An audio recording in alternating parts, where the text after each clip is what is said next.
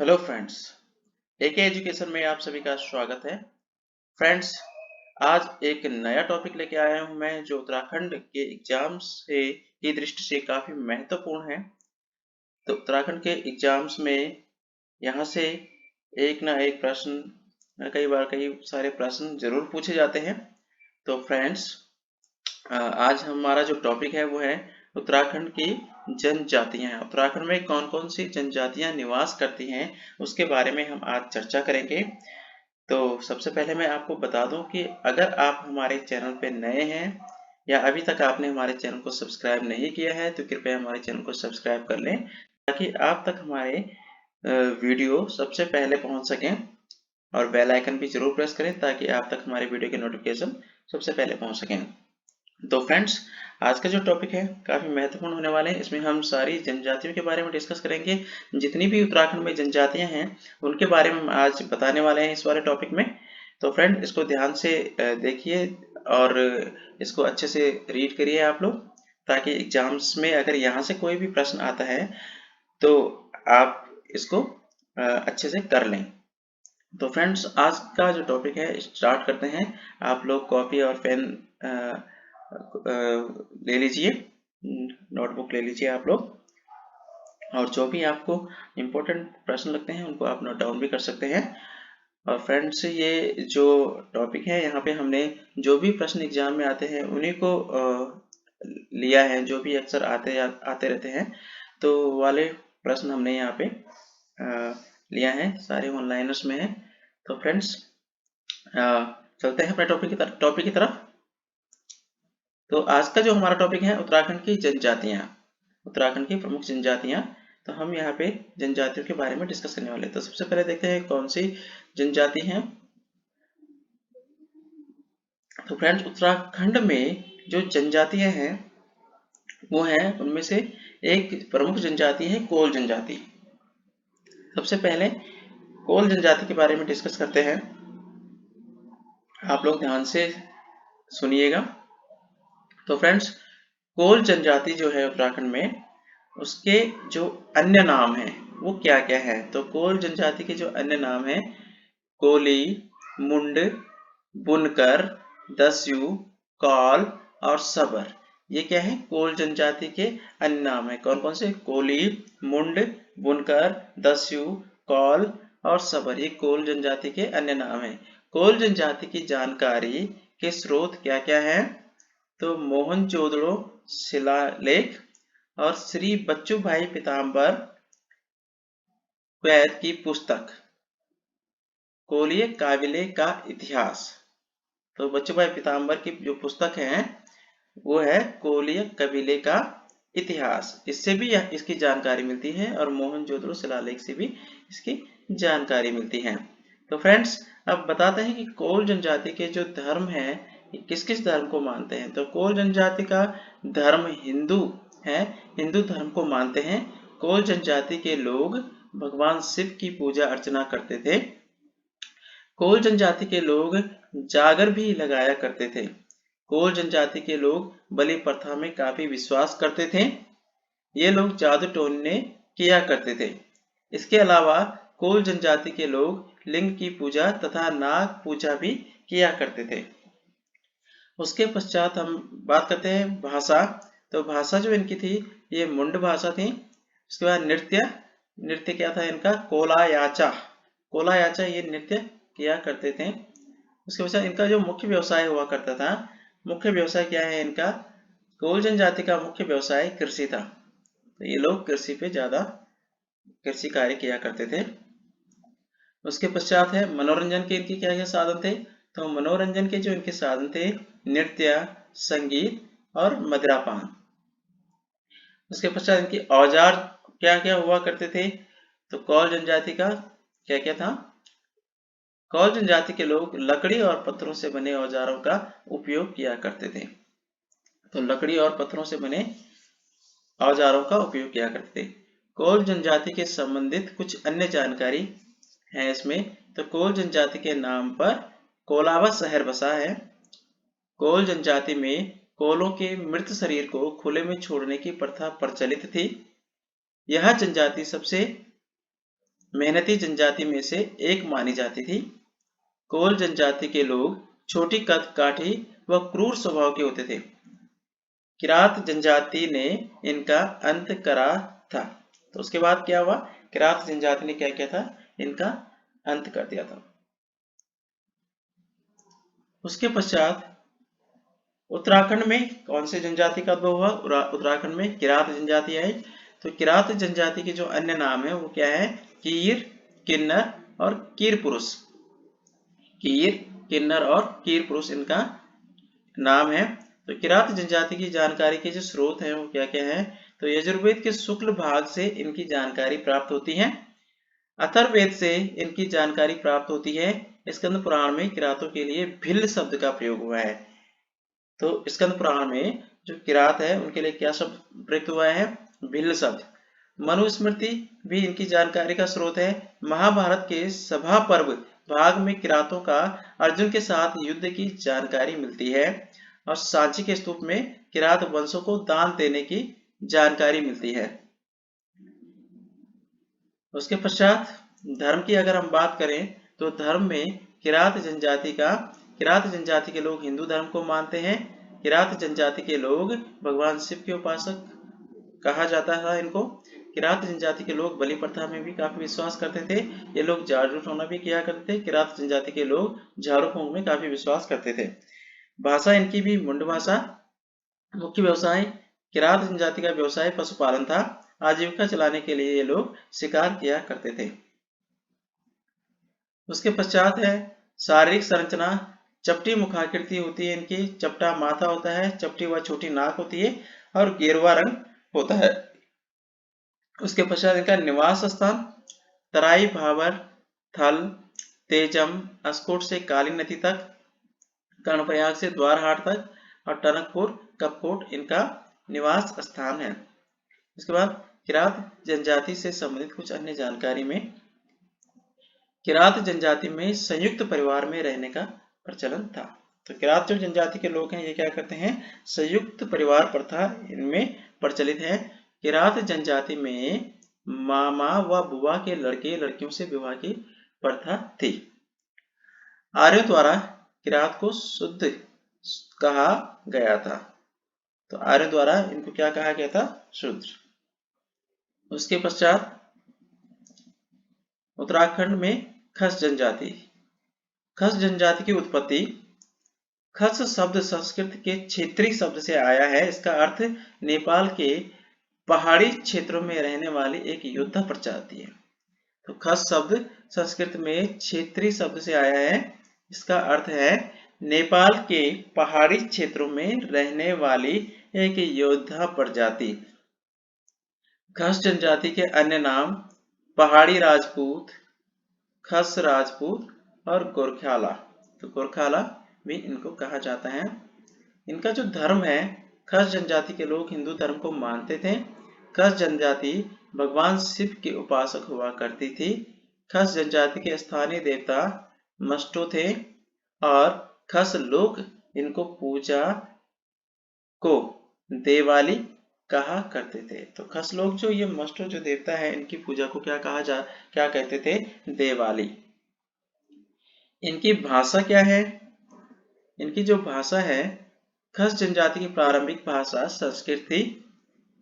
बाद में किरातों के संपर्क में आने के बाद खस जनजाति वालों ने मुंडा भाषा भी बोलना शुरू कर दिया था। तो क्या था? प्रारंभिक भाषा इनकी क्या थी? संस्कृत। और उसके पश्चात इन्होंने मुंडा भाषा भी बोलनी स्टार्ट कर दी थी। इनका जो मुख्य व्यवसाय था ये पशुपालन व कृषि था। प्रथाएं कौन कौन सी प्रचलित थी इसमें? इनमें जो प्रथाएं प्रचलित थी वो थी घर जमाई प्रथा। उसके बाद जेठो प्रथा। तो जेठो प्रथा क्या होती थी? घर के ज्येष्ठ पुत्र के हिस्से में संपत्ति का अधिक हिस्सा, तो इसको बोलते थे जेठो प्रथा। टेकवा प्रथा। टेकवा प्रथा क्या होती थी? वैदिक कालीन नियोग प्रथा सामान प्रथा थी। वैदिक कालीन नियोग प्रथा सामान प्रथा थी। तो वैदिक कालीन नियोग प्रथा क्या थी? यदि किसी महिला के पति की मृत्यु हो जाती है तो वहां महिला अपने किसी संबंधी या अपने किसी मित्र के साथ रह सकती थी। तो ये क्या थी? एक नियोग प्रथा थी। उसके बाद संबंध। खस जनजाति का संबंध ईरान से माना जाता है। तो खस जनजाति का संबंध कहां से माना जाता है? ईरान से। निवास क्या है इनका? खस जनजाति की प्राचीन निवास गांधार, कंबोज वर्तमान में पाकिस्तान में है। उत्तराखंड में शुरू में खस जनजाति अस्कोट, पिथौरागढ़, डीडी हाथ में बसी थी। खस जनजाति का वर्तमान निवास नेपाल के पूर्वी क्षेत्रों में तथा गढ़वाल में क्षेत्र में है। गढ़वाल क्षेत्र में है। वर्णन, खस जनजाति का वर्णन सर्वप्रथम महाभारत में हुआ है। इसमें महाभारत में सभा पर्व में हुआ है इनका वर्णन। वायु पुराण में वराहमिहिर की पुस्तक वराह संहिता में भी इनका जिक्र किया गया है। स्कंद पुराण में केदार मंडल यानी गढ़वाल मंडल को खस मंडल का प्रयोग किया गया है। खजुराहो के शिलालेख में भी खस का उल्लेख मिलता है। महाभारत में खस प्रजाति कौरवों की तरफ से लड़ी थी। नेक्स्ट है उत्तराखंड की थारू जनजाति। तो उत्तराखंड की जो थारू जनजाति है, थारू जनजाति उत्तराखंड व कुमाऊं का सबसे बड़ा जनजातीय समुदाय है।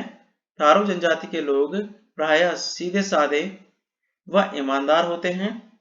उत्तराखंड के अतिरिक्त थारू जनजाति उत्तर प्रदेश के लखीमपुर, गोंडा, बहराइच, महराजगंज, सिद्धार्थनगर आदि जिलों, बिहार के चंपारण तथा दरभंगा जिलों में रहते हैं। थारू जनजाति नेपाल के पूर्व में पेंची से लेकर पश्चिम में महाकाली नदी तक तथा तराई व भाबर क्षेत्रों में भी फैले हुए हैं। थारू जनजाति की उत्पत्ति कहाँ से हुई है? तो कुछ इतिहासकारों के अनुसार थारू जनजाति के लोग राजस्थान के थार मरुस्थल से उत्तराखंड में आए थे तथा वे यहीं बस गए थे। कुछ इतिहासकारों के अनुसार थारू जनजाति के लोगों की उत्पत्ति किरात वंश से हुई थी। थारू जनजाति कई जातियों और कई उपजातियों में विभक्त है। उसके पश्चात बात करते हैं थारू जनजाति का निवास स्थान। तो थारू जनजाति का निवास उधम सिंह नगर जनपद के खटीमा, नानकमत्ता, सितारगंज, किच्चा आदि क्षेत्रों में है। थारू जनजाति उधम सिंह नगर जनपद के 141 गांवों में निवास करती है। उसके पश्चात थारू जनजाति का शरीर गठन किस प्रकार का है? थारू जनजाति के लोग मंगोल प्रजाति से मिलते जुलते हैं। थारू जनजाति के लोगों का कद छोटा, मुख चौड़ा व समतल नाक वाले हैं। थारू जनजाति की भाषा किस प्रकार की है? थारू जनजाति के लोगों की भाषा मिश्रित पहाड़ी, अवधी, नेपाली आदि हैं। नेक्स्ट, थारू जनजाति का आवास क्या है? तो थारू जनजाति के लोगों के मकान लकड़ी, पत्तों व नरकुल के बने होते हैं। थारू जनजाति के लोगों की दीवारों पर चित्रकारी होती है। थारू जनजाति के लोगों के प्रत्येक घर में पशुपाड़ा होते हैं। थारू जनजाति के लोगों के घर के सामने आंगन में प्रायः पूजा स्थल होता है। तो इनका जो मंदिर या पूजा स्थल होता है वो घर के ठीक सामने होता है। थारू जनजाति के पुरुष धोती, अंगा, कुर्ता, टोपी, साफा पहनते हैं व लंबी चोटी रखते हैं। थारू जनजाति की महिलाएं लहंगा, चोली, काली ओढ़नी, बूटेदार कुर्ता आदि पहनती हैं। थारू जनजाति के लोग शरीर पर गुदना गुदवाते हैं। तो शरीर पे ये गुदना गुदवाते हैं, जिस प्रकार से टैटू वगैरह बनवाते हैं। तो इनके यहाँ भी ये प्रथा प्रचलित है। थारू जनजाति की जो सामाजिक व्यवस्था है किस प्रकार की है? तो थारू जनजाति में मात्र सत्तात्मक संयुक्त व एकांकी परिवार की प्रथा पाई जाती है। थारू जनजाति में पुरुषों की अपेक्षा महिलाओं को उच्च स्थान प्राप्त होता है। थारू जनजाति में परिवार का मुखिया घर का सबसे बड़ा व्यक्ति होता है। थारू जनजाति सामाजिक रूप से या कई गोत्रों या जातियों में बंटी हुई होती है। थारू जनजाति में बड़वायक, रावत, वृत्तियां, महतो, डहैत आदि प्रमुख गोत्र या घराने होते हैं। थारू जनजाति में बड़वायक गोत्र को सबसे उच्च माना जाता है। तो जो बड़वायक गोत्र है उसको थारू जनजाति में सबसे उच्च माना जाता है। नेक्स्ट बात करते हैं थारू जनजाति की विवाह प्रथा। थारू जनजाति में किस प्रकार की विवाह प्रथा प्रचलित है? तो थारू जनजाति में बदला विवाह प्रथा यानी कि बहनों का आदान प्रदान का प्रचलन था। तो यानी कि थारू जनजाति में क्या था? बहनों का आदान प्रदान किया जाता था कि एक की बहन दूसरे के यहाँ, दूसरे की बहन पहले के यहाँ, इस प्रकार की प्रथा प्रचलित थी। थारू जनजाति में अब मुख्यतः 3 काठी विवाह प्रथा प्रचलित है, तो तीन काठी विवाह जो प्रथा है वो थारू प्रजाति में पाई जाती है। थारू जनजाति में विवाह की कुछ प्रमुख रस्में हैं, तो इनको आप लोग नोट डाउन कर लेंगे। तो सबसे पहले है पक्की पौड़ी। एग्जाम में प्रश्न पूछे जाते हैं कि पक्की पौड़ी क्या है, तो यहाँ एक विवाह तय करने की प्रथा है। फिर है अपना पराया। अपना पराया क्या है, यहाँ विवाह से पहले सगाई रस्म है। उसके बाद है बात कट्टी।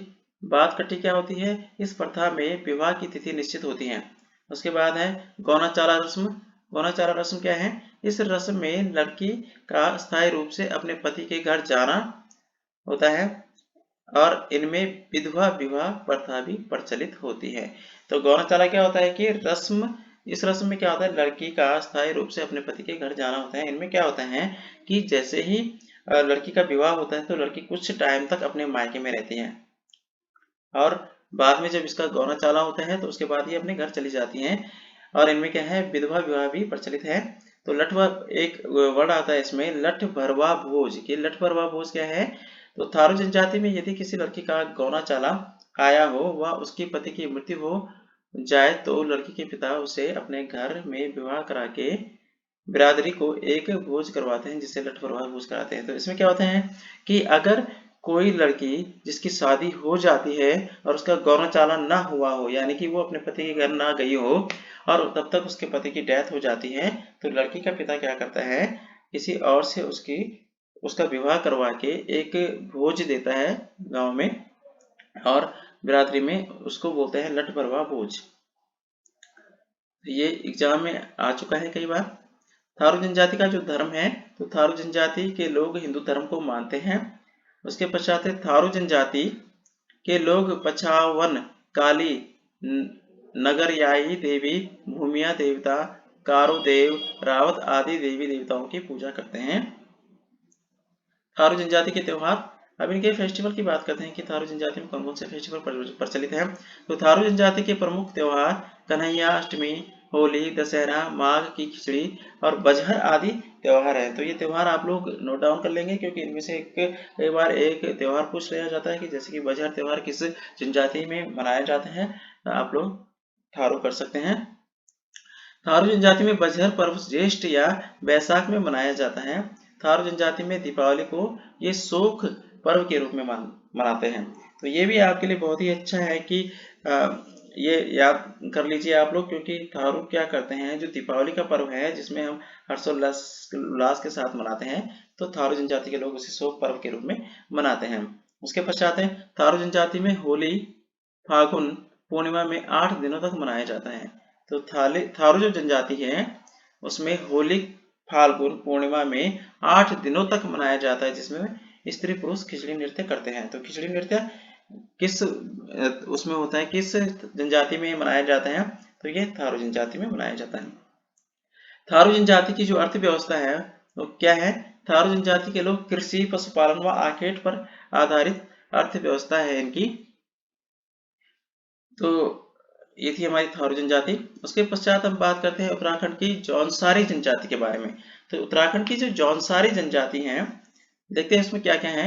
उत्तराखंड राज्य में दूसरा सबसे बड़ा जनजातीय समुदाय है जौनसारी जनजाति।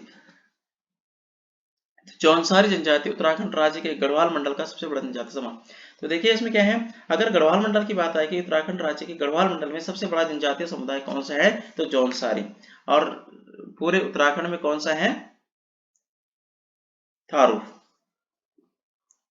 उसके पश्चात जौनसारी जनजाति की उत्पत्ति। जौनसारी जनजाति की उत्पत्ति कैसे हुई, इंडो आर्यन परिवार से जौनसारी जनजाति की उत्पत्ति हुई थी। जौनसारी जनजाति मंगोल प्रजाति एवं डोमो की मिश्रित जनजाति है। जौनसारी जनजाति खसास, कारीगर और हरिजन खसास नामक इन तीनों वर्गों में खंडित है। जौनसारी जनजाति समुदाय अपने को पांडवों का वंशज मानते हैं। अपने को पांडवों का ये वंशज मानते हैं। जौनसारी जनजाति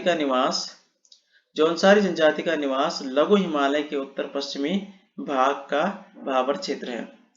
तो जौनसारी जनजाति का निवास स्थान क्या है? लघु हिमालय के उत्तर पश्चिमी भाग का भावर क्षेत्र है। लघु हिमालय के उत्तर पश्चिमी भाग का भावर क्षेत्र के अंदर देहरादून का चक्राता कालसी इलाका मंडल, टिहरी का जौनपुर क्षेत्र व उत्तरकाशी का परगना क्षेत्र आता है। देहरादून का कालसी, चक्राता व त्यूनी क्षेत्र को जौनसार भावर क्षेत्र कहते हैं।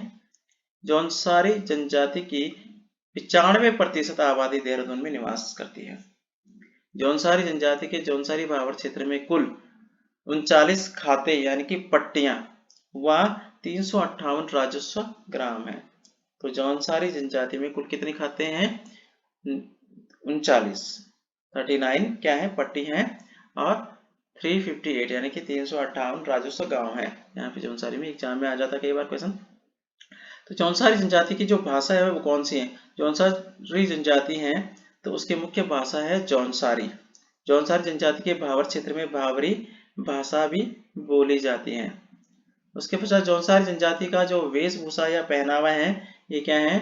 जौनसारी जनजाति के पुरुष गर्मियों में कोट, सूती टोपी, पायजामा पहनते हैं। जौनसारी जनजाति के पुरुष सर्दियों में ऊनी कोट, ऊनी पाजामा, झगोली भी उसे कहा जाता है, व ऊनी टोपी यानी कि टिगुआ पहनते हैं।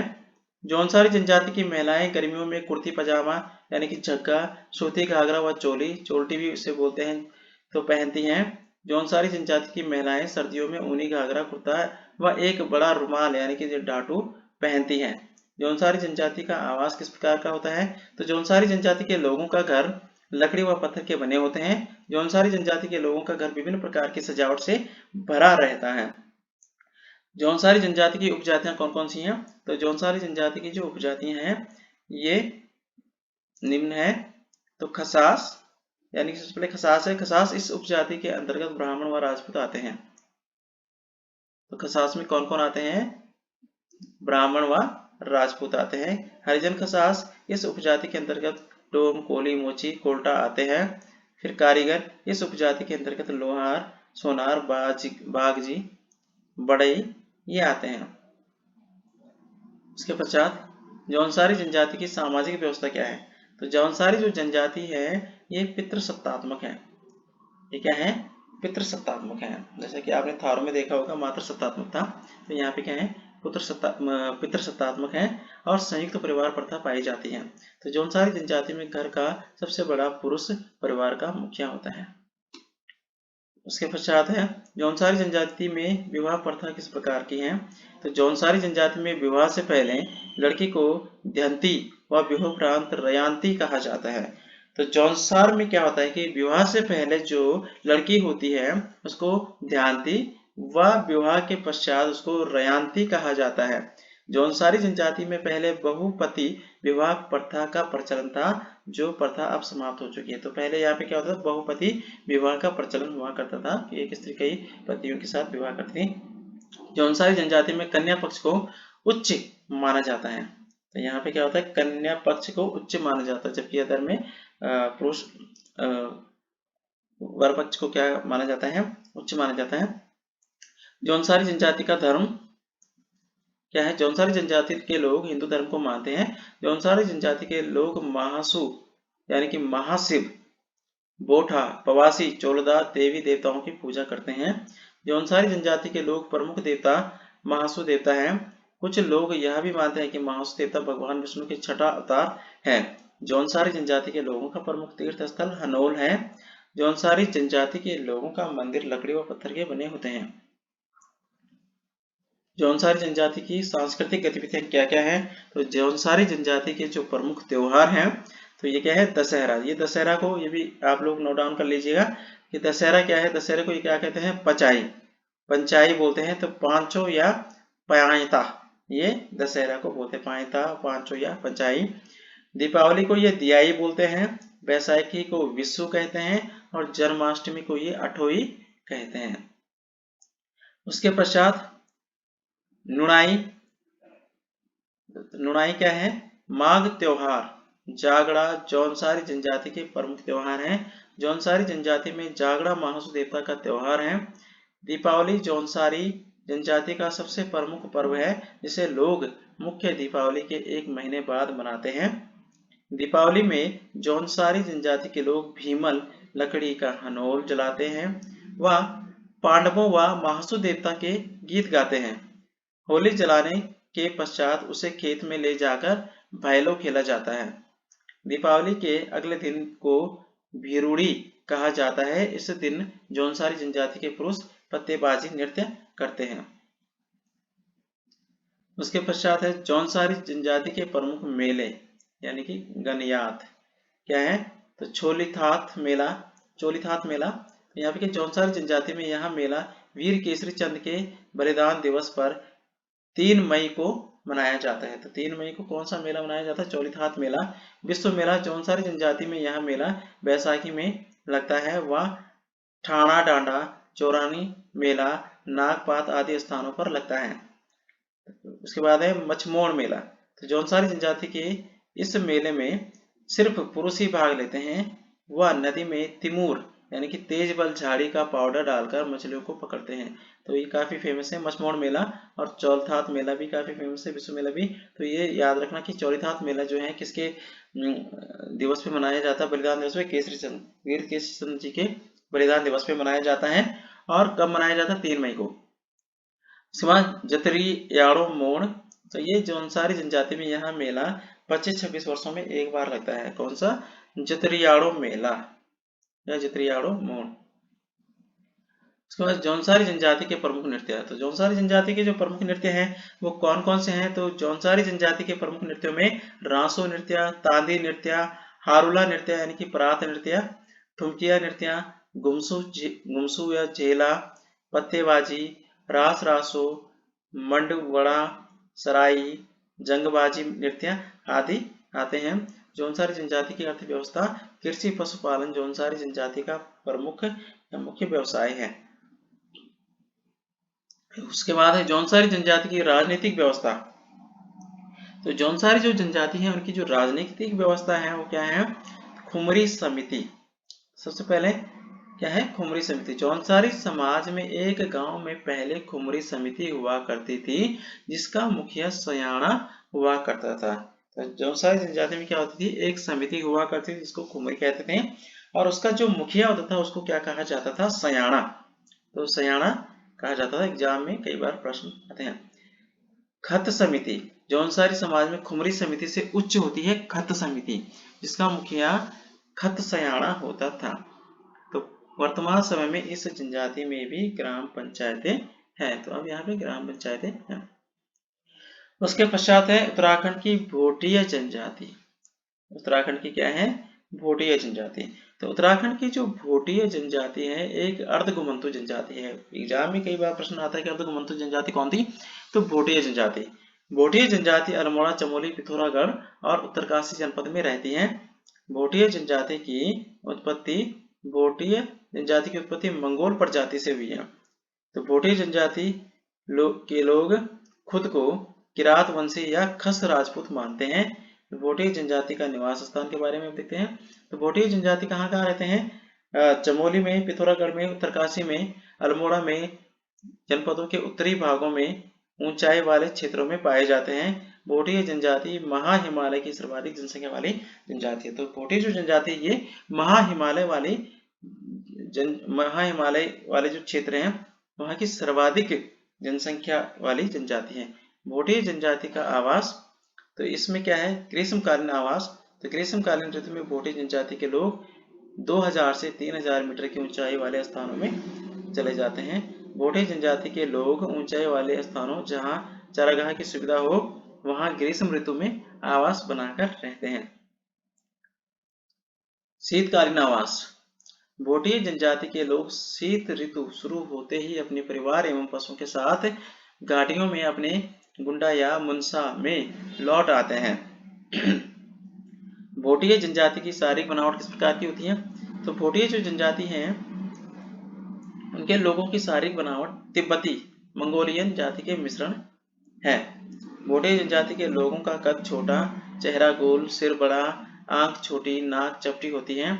भोटिया जनजाति के लोगों के बालों का रंग भूरा होता है। भोटिया जनजाति का पहनावा किस प्रकार का होता है? तो भोटिया जनजाति के पुरुष घुटनों तक का कोट यानी कि रंगा बोलते हैं उसे, ऊनी पजामा यानी कि गैजू या खगचसी, टोपी, चुंगटी या चुकल, ऊनी जूता जिसको बांखे कहते हैं पहनते हैं। स्त्रियां क्या पहनती हैं? भोटी जनजाति की महिलाएं पूरी बाह का वस्त्र जिसे चुम्याला बोलते हैं, आधी बाह का वस्त्र चूं बोलते हैं, टोपी नुमा वस्त्र जिसके चूकला बोलते हैं, कमर में बांधने वाला वस्त्र जिसके चूख्या बोलते हैं पहनती हैं। भोटी जनजाति की उपजातियां, भोटी जनजाति की जो उपजातियां हैं वो 3 जनपदों में रहती हैं। चमोली में कौन सी जनजाति रहती है? मारछा तथा तोलछा। तो मारछा और तोलछा जो जनजाति है ये कहाँ पे रहती है? चमोली में। उत्तरकाशी में कौन सी जनजाति रहती है? जाड़ भोटिया। तो उत्तरकाशी में रहती है जाड़ भोटिया। पिथौरागढ़ में जौहारी और सोका ये रहते हैं। उसके बाद है भोटिया जनजाति की जो सामाजिक व्यवस्था है वो क्या है, किस प्रकार की? तो भोटिया जनजाति में पितृसत्तात्मक एवं पितृस्थानीय प्रकार का परिवार पाया जाता है। तो यहाँ पे भी क्या है? पितृसत्तात्मक परिवार पाया जाता है। भोटिया जनजाति में स्त्री को भी पुरुषों के समान ही अधिकार प्राप्त होते हैं। भोटिया जनजाति के लोग पुरुषों का बहुत सम्मान करते हैं। भोटिया जनजाति में पिता के जीवित रहते हुए ही संपत्ति का विभाजन किया जाता है। तो यहाँ पे क्या होता है? पिता के जीवित रहते ही संपत्ति का विभाजन किया जाता है। तो भोटिया जो प्रजाति है तो यहाँ पे भोटिया जनजाति में भी ये प्रथा प्रचलित है। तो भोटिया जनजाति की विवाह प्रथा किस प्रकार की है? भोटिया जनजाति में रंग बंग युवा ग्रह प्रथा का प्रचलन था। भोटिया जनजाति में एक पत्नी प्रथा का प्रचलन है, परंतु कहीं कहीं में भावज, देवर विवाह, गंधर्व विवाह भी होता है। भोटिया जनजाति में विवाह के शुभ अवसर पर हाथों में रुमाल लेकर पौड़ा नृत्य किया जाता था। पौड़ा नृत्य किसमें किया जाता है? भोटिया जनजाति में। भोटिया जनजाति का जो धर्म है तो ये क्या करते हैं? ये जनजाति भी हिंदू धर्म को मानते हैं। सिर्फ उत्तरकाशी में रहने वाले कुछ लोगों को बौद्ध धर्म अपना लिया है। उसके पश्चात भोटिया जनजाति देवी देवताएं। भोटिया जनजाति के लोग भूम्याल देवता, नंदा देवी, दुर्गा, कैलाश पर्वत, ग्वाला, हाथी पर्वत आदि देवी देवताओं की पूजा करते हैं। भोटिया जनजाति में कंडारी नामक एक उत्सव मनाया जाता है जो प्रत्येक 12 वर्ष में होता है। भोटिया जनजातियों का जो लोकगीत है वो क्या है? तो भोटिया जनजाति क्या करते हैं? इनके जो लोकगीत है बाजू, तिमली, तुबेरा आदि भोटिया जनजातियों के प्रमुख लोकगीत हैं। अब भोटिया जनजाति के वाद्य यंत्र, तो भोटिया जो जनजाति हैं उनके वाद्य यंत्र क्या है? हुड़का भोटिया जनजाति का प्रमुख वाद्य यंत्र है। भोटिया जनजाति की अर्थव्यवस्था, तो भोटिया जनजाति के लोग कृषि, पशुपालन, व्यवहार व ऊनी दस्तकारी आदि व्यवसाय करते हैं। उसके पश्चात उत्तराखंड की बोक्सा जनजाति। तो बोक्सा जनजाति की उत्पत्ति, बोक्सा जनजाति के लोग स्वयं को पवार राजपूत मानते हैं। इन्हें मराठों द्वारा भगाए गए लोगों का वंशज माने जाते हैं। कुछ इतिहासकारों ने इन्हें मराठाओं द्वारा भगाए गए लोगों का वंशज माना है, यानी कि कुछ इतिहासकार कहते हैं कि ये मराठाओं द्वारा भगाए गए लोगों के वंशज हैं। चित्तौड़ पर मुगलों के आक्रमण के समय राजपूत स्त्रियां और उनके अनुचर भागकर यहाँ आने और उन्हीं के वंशज होने को मानते हैं। उसके पश्चात कुछ इतिहासकारों के अनुसार जब मुगलों ने चित्तौड़गढ़ पर आक्रमण किया था तो उस समय राजपूत स्त्रियां और उनके अनुचर भागकर इस क्षेत्र में आ गए थे तथा इन्हें उन्हीं के वंशज होना मानते हैं। बोक्सा जनजाति का निवास, ऐसा माना जाता है कि बोक्सा जनजाति के लोग सर्वप्रथम 16वीं शताब्दी में बनबसा यानी कि चंपावत में आए थे तथा यहीं बसे थे। बोक्सा जनजाति के लोग उत्तराखंड राज्य के तराई भाबर में स्थित इस क्षेत्रों में रहती थी। नैनीताल, रामनगर, उधम सिंह नगर, काशीपुर, बाजपुर, देहरादून, डोईवाला, विकास नगर, पौड़ी, तुगड्डा। बोक्सा जनजाति के लोग इन विकास खंडों में लगभग 173 गांवों में निवास करते थे। बोक्सा जनजाति के लोगों की संख्या उत्तराखंड राज्य में सर्वाधिक उधम सिंह नगर के बाजपुर, काशीपुर, गदरपुर आदि स्थानों पर है। नैनीताल व उधम सिंह नगर के बोक्सा बहुल क्षेत्रों में इन लोगों को बुक्साड़ कहा जाता है। बोक्सा जनजाति के लोगों की शारीरिक रचना किस प्रकार की है? इन लोगों का कद और आंखें छोटी, पलकें भारी, चेहरा चौड़ा, होंठ पतले एवं नाक चपटी होती है। इनके जबड़े मोटे और निकले हुए तथा दाढ़ी और मूछें घनी और बड़ी होती हैं। बोक्सा जनजाति के लोगों का कद व आंखें छोटी, पलकें भारी, चेहरा चौड़ा, होंठ पतले, नाक चपटी होती हैं। बोक्सा जनजाति के लोगों के जबड़े मोटे और निकले हुए तथा दाढ़ी और मूछें घनी और बड़ी होती हैं। उसके बाद है बोक्सा जनजाति की भाषा। बोक्सा जनजाति के लोगों की अपनी कोई विशेष बोली नहीं है। बोक्सा जनजाति के लोग जिन स्थानों में निवास करते हैं वहीं की बोली का उपयोग करते हैं। बावरी, कुमैया, रजबहंसी बोली को बोक्सा जनजाति का कहा जाता है। तो इनकी जो भाषा है वैसे बावरी, कुमैया और रजबहंसी। बोक्सा जनजाति का पहनावा। बोक्सा जनजाति के पुरुष धोती, कुर्ता, सदरी, पगड़ी पहनते हैं। बोक्सा जनजाति की महिलाएं लहंगा, चोली, ओढ़नी पहनती हैं। बोक्सा जनजाति की जो सामाजिक व्यवस्था है वो किस प्रकार की है? तो बोक्सा जनजाति में परिवार पितृसत्तात्मक होता है। तो बोक्सा जनजाति में क्या है? परिवार क्या होता है? पितृसत्तात्मक होता है। बोक्सा जनजाति में प्राचीन समय से ही एक विवाह व बहुविवाह प्रथा प्रचलित थी, परंतु अब बोक्सा जनजाति बहु विवाह प्रथा समाप्त हो चुकी है। अब यहाँ पे एक विवाह प्रथा ही है। बोक्सा जनजाति में ज्यादातर संयुक्त और विस्तृत परिवार पाए जाते हैं। बोक्सा जनजाति में कुछ केंद्रीय परिवार भी देखने को मिलते हैं। बोक्सा जनजाति में अब धीरे धीरे इनका झुकाव केंद्रीय परिवार की ओर बढ़ता जा रहा है। बोक्सा जनजाति के लोग गोत्र को बहुत उच्च मानते हैं। बोक्सा जनजाति में समान गोत्र के लोग आपस में विवाह नहीं कर सकते। बोक्सा जनजाति के गोत्र प्रमुख कौन कौन से हैं? यदुवंशी, राजवंशी, पवारवंशी, तनवार और परतजा, ये इनके गोत्र हैं। बोक्सा जनजाति का जो धर्म है, बोक्सा जनजाति के लोग हिंदू धर्म को मानते हैं। बोक्सा जनजाति के लोग महादेव, काली, दुर्गा, लक्ष्मी, राम, कृष्ण की पूजा करते हैं। ज्वाल्पा देवी, साकरिया देवी, हुलका देवी, खेड़ी देवी बोक्सा जनजाति के स्थानीय देवी देवता हैं। जानकी ये लोग पूजा करते हैं, जिनकी लोग पूजा करते हैं। काशीपुर की चामुंडा देवी इस क्षेत्र के बोक्सा जनजाति के सबसे बड़ी देवी मानी जाती हैं। कौन सी देवी? चामुंडा देवी। बोक्सा जनजाति के लोग कल्पित आत्माओं यानी कि बुच्चा की पूजा भी करते हैं। बोक्सा जनजाति के त्योहार, यानी कि जो त्योहार कौन कौन से? बोक्सा जनजाति के प्रमुख त्योहार चैती, नौवी, होली, दीपावली, नवरात्रि आदि हैं। बोक्सा जनजाति में चैती एक महत्वपूर्ण त्योहार तथा मेला है। बोक्सा जनजाति की अर्थव्यवस्था, इनकी अर्थव्यवस्था कौन कौन सी? पहले बोक्सा जनजाति में आर्थिक जीवन जंगली लकड़ी, शहद, फल फूल, कंद, जंगली जानवरों के शिकार व मछली पर आधारित था। समय के साथ आगे बढ़ते हुए बोक्सा जनजाति की अब कृषि, पशुपालन एवं दस्तकारी पर आधारित है। बोक्सा जनजाति की राजनीतिक व्यवस्था, तो बोक्सा जनजाति में गांव में छोटे मोटे विवादों से निपटारे के लिए एक समिति होती है, जिनका एक प्रधान होता है। बोक्सा जनजाति में गांव के प्रधान का स्तर सर्वोच्च होता है। उसके बाद है उत्तराखंड की राजी जनजाति। तो उत्तराखंड की राजी जनजाति भी काफी फेमस है। तो इसकी उत्पत्ति कैसे हुई ये देखते हैं। तो कुछ विद्वानों की माने तो प्राचीन काल में गंगा पठार में पूर्व से लेकर मध्य तक तथा नेपाल के कुछ क्षेत्रों में आग्नेय वंशीय कोल किरात दोनों जातियों का निवास था। कालांतर में कोल किरात दोनों जातियों के वंशज राजी के नाम से जाने गए। उत्तराखंड राज्य में राजी जनजाति न्यूनतम आबादी वाला जनजाति है।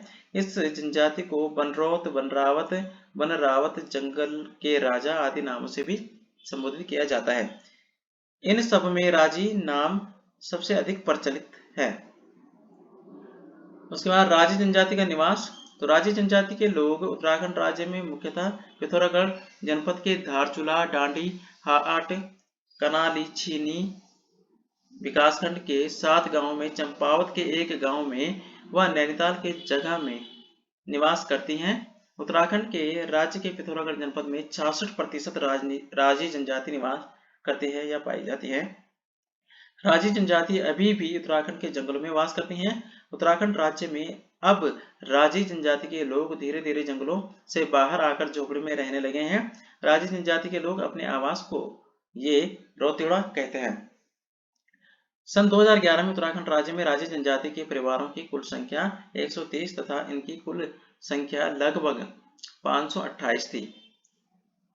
राजी जनजाति का शारीरिक गठन। तो राजी जनजाति के लोगों का कद छोटा, मुंह चपटा, काठी मजबूत, होठ बाहर व घुमावदार होते थे। राजी जनजाति के लोगों के बाल घुमावदार होते हैं। राजी जनजाति के लोगों का शारीरिक गठन यानी कि शरीर का रंग सामान्य काला या कुछ कुछ पीलापन होता है। राजी जनजाति का पहनावा। राजी जनजाति के पुरुष धोती, अंगरखा, पगड़ी व छोटी चोटी रखते हैं। राजी जनजाति की महिलाएं ओढ़नी, लहंगा, चोली पहनती हैं। नेक्स्ट है राजी जनजाति की भाषा। तो राजी जनजाति के लोगों की भाषा में तिब्बती और संस्कृति शब्दों की अधिकता पाई जाती है। मुख्यतः राजी जनजाति में मुंडा भाषा बोलते हैं। इस मुंडा भाषा में स्थानीय भाषा का प्रभाव देखने को मिलता है। राजी जनजाति में बाह्य संपर्क हेतु कुमाऊं भाषा का प्रयोग किया जाता है। तो राजी जनजाति की सामाजिक जो व्यवस्था है किस प्रकार की। राजी जनजाति में विवाह प्रथा किस प्रकार की है। तो राजी जनजाति में बाल विवाह प्रथा प्रचलित है। राजी जनजाति में विवाह दो परिवारों के बीच एक समझौता माना जाता है। राजी जनजाति में भी हिंदुओं की तरह अपने गोत्र में विवाह नहीं करते। राजी जनजाति में विवाह के पूर्व सांग जांगी व पिंठा संस्कार संपन्न होता है। राजी जनजाति में पलायन विवाह का भी प्रचलन है। उसके पश्चात राजी जनजाति का धर्म। राजी जनजाति के लोग हिंदू धर्म को मानते हैं। राजी जनजाति के लोगों का विश्वास है कि देवी देवता पहाड़ की चोटी, नदी, तालाब और कुओं में रहते हैं। राजी जनजाति के लोग बागनाथ, मलेनाथ, गणनाथ, सैम, मल्लिकार्जुन, छुरमल आदि देवी देवताओं को पूजा करते हैं। राजी जनजाति के मुख्य देवता बागनाथ हैं। जिस स्थान पर किसी की मृत्यु हो जाती है तो उस स्थान पर कोई नहीं रहता। राजी जनजाति में मृतकों को गाड़ने व जलाने की प्रथा प्रचलित है। राजी जनजाति के त्योहार की बात करते हैं। तो राजी जनजाति के दो प्रमुख त्योहार हैं, कारक जिसको कर्क व मकारा जिसको मकर संक्रांति बोलते हैं। तो यहाँ पे कर्क व मकर संक्रांति दोनों मनाई जाती है, तो जिसको कर्क व मकारा बोला जाता है, कारक व मकारा। राजी जनजाति में इन त्योहारों पर सभी परिवारों को पकवान आदि बनाए जाते हैं। उसके बाद है राजी जनजाति का नृत्य। राजी जनजाति के लोग विशेष अवसरों पर ये थड़िया जैसा नृत्य करते हैं। राजी जनजाति के लोग यह नृत्य गोले में होकर थड़िया नृत्य करते हैं। तो गोले में होकर ये नृत्य किया जाता है। राजी जनजाति का भोजन। तो राजी जनजाति के लोग पहले अपना भोजन जंगल में ही फल फूल, कंद व मांस आदि खाकर किया करते थे। अब राजी जनजाति के लोग समिति स्तर पर कृषि, दस्तकारी व मजदूरी से करते हैं। राजी जनजाति के लोग का मुख्य भोजन मंडवा, मक्का, दाल, सब्जी, भट्ट यानी कि सोयाबीन, मछली, मांस, जंगली फल, कंदमूल व अनेक जंगली वनस्पतियां हैं। राजी जनजाति की अर्थव्यवस्था। तो राजी जनजाति के लोग काष्ठ कला में निपुण होते हैं। राजी जनजाति के लोग मूक या अदृश्य विनिमय द्वारा व्यापार करते हैं। तो राजी जनजाति के कुछ परिवार आज भी घुमक्कड़ी अवस्था में जीवन यापन कर रहे हैं। राजी जनजाति के अब ज्यादातर लोग झूम विधि से थोड़ी बहुत कृषि करने लगे हैं। राजी जनजाति के लोग कृषि के साथ साथ अब ये आखेट, पशुपालन व वन उत्पादन संग्रहण भी करते हैं। सरकार द्वारा वनों की कटाई पर रोक लगाने के बाद अब राजी जनजाति के लोग वनों से बाहर निकलकर मजदूरी भी करने लगे हैं। अभाव एवं पोषण के कारण राजी जनजाति की संख्या दिन प्रतिदिन घटती जा रही है। तो फ्रेंड्स, ये था आज का टॉपिक हमारा, जो कि उत्तराखंड की प्रमुख जनजातियों से संबंधित था कि उत्तराखंड में कौन कौन सी जनजाति निवास करती हैं और उनका रहन सहन किस प्रकार का है, उनका सामाजिक जीवन किस प्रकार का है। तो इससे एग्जाम में कई बार प्रश्न आ जाते हैं, कई बार प्रश्न पूछे जाते हैं। तो ये कंप्लीट टॉपिक है राजी जनजाति का, जिससे कि जो भी प्रश्न एग्जाम में आते हैं वो सारे प्रश्न इसमें सम्मिलित किए गए हैं। तो फ्रेंड्स, ये हमारा टॉपिक था। तो आज आप इस टॉपिक को अच्छे से कर लीजिएगा। आप लोग इनको अच्छे से रीड कर लीजिएगा, नोट कर लीजिएगा। वीडियो 2-3 बार देखोगे तो आपको अच्छे से समझ में आ जाएगा, लर्न भी हो जाएगा। तो फ्रेंड्स, इससे रिलेटेड अगर आपको कुछ भी कोई भी जानकारी चाहिए हो या किसी टॉपिक पे आपको वीडियो चाहिए हो तो आप हमें कमेंट सेक्शन में कमेंट करके आप हमें बता सकते हैं, ताकि हम उस टॉपिक पे वीडियो बना सकें। और फ्रेंड, अगर आपको हमारा टॉपिक अच्छा लगे तो कृपया वीडियो को लाइक कीजिए, शेयर कीजिए, सब्सक्राइब कीजिए और बेल आइकन को जरूर प्रेस कीजिए, ताकि आप तक हमारे वीडियो के नोटिफिकेशन सबसे पहले पहुंच सकें। तो दोस्तों, मिलते हैं नए वीडियो को लेकर, नए वीडियो में मिलते हैं। तब तक के लिए नमस्कार, धन्यवाद, थैंक यू।